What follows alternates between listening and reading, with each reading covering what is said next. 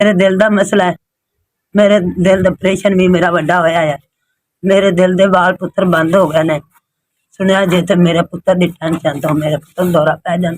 20 साल हो गए ने, मंग छड़िया पिन छड़िया। अल्लाह वास्ता सन लोग देंदे जे सदका पुत्रा ते असी पुत्रा खांदे जे। ठीक है, ते मेरे ते आ बुखारी दे अस्पताल में बिना छंग जाके पूछ सकते, रिपोर्टां मेरिया सारिया हाल वेख लो तुहाडे ते मैं ते कमजोर बड़ी हाँ। मैं ते मंजी ते भी बिस्तरा लैके थले बहिंदी देनी आ, मेरिया हड्डियां कमजोर दे बैठा नहीं जाता। सुनिया जी, मेरा पुत्र 25 साल हो गए जे, इनू दौरे ते दौरा दी टट्टी निकल जाती जे। इन पिशाब रुपाली मिल च लगा सी, दो बस उतो टुर गया। एक मेरा पुत्र 5 साल का लाइट नाल लग गया। बस आ गल जे। सजाद मेरे नू, एक मेरा पुत्र सजाद नू। सर मैं 25 साल हो गए ने, मैं इन्हां दा बेटा वां। मैं 25 साल हो गए मैनू दौरे पैंदे ने। मैं मजबूर हाँ, बहुत परेशान हाँ।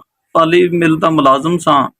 अज तो 25 साल हो गए ने। जिस 25 साल का मैनू उन्हां बाहर रिजाइन दे दिता गया, मैनू रिजाइन दे दिता, मैनू कढ़ दिता गया, कंपनी दे विचों कढ़ दिता गया, जिस वजह तो मैं निकल आया।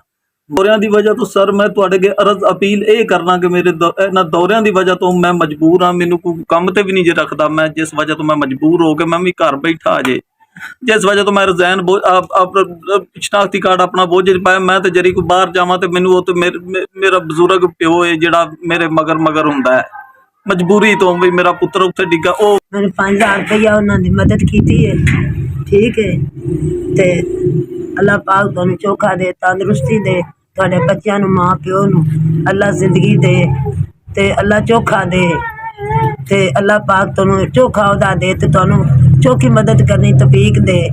ठीक है, ते अल्लाह पाक तुहानू जिंदगी तंदुरुस्ती अदा दे। ते उन्हां मदद की 5000 रुपये, ते अल्लाह तुहानू चोखा दे भी तुहानू ज्यादा दे। है सर, अल्लाह ताला तुहानू रब अल्लाह ताला इस